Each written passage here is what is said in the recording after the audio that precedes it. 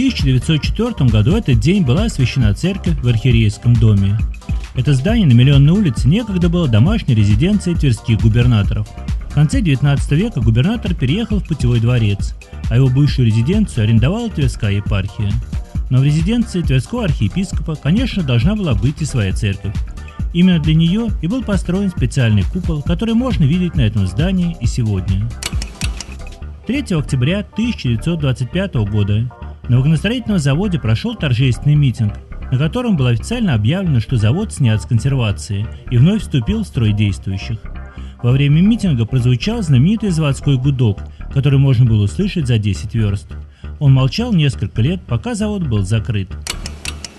В 1940 году в этот день в нашем городе побывали артисты Малого театра.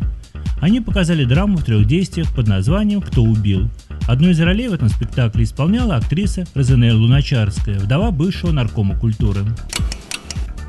Начиная с 3 октября 1963 года жители нашего города получили возможность совершать прогулки от речного вокзала до Лисицкого Бора на новом теплоходе на подводных крыльях.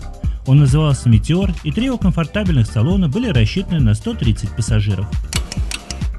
В 1975 году, 3 октября, в концертном зале филармонии с большим успехом прошло выступление солистки Большого театра СССР Елены Образцовой. А в кинотеатре «Вулкан» в этот же день состоялась встреча с народным артистом республики Иваном Переверзевым и режиссером Игорем Гостевым, которые представили свой новый фильм «Фронт без флангов». Переверзев сыграл в этом фильме роль священника, которая стала 89-й в его карьере. И, наконец, 3 октября 1990 года в свет вышел первый номер газеты «Вечи Твери». В ту пору это был орган Тверского совета народных депутатов. Редактором новой газеты стал Евгений Шимин. «Вечи Твери», возникшая на гребне перестройки, быстро завоевала симпатию читателей и свое прочное место на рынке печатной продукции нашего края.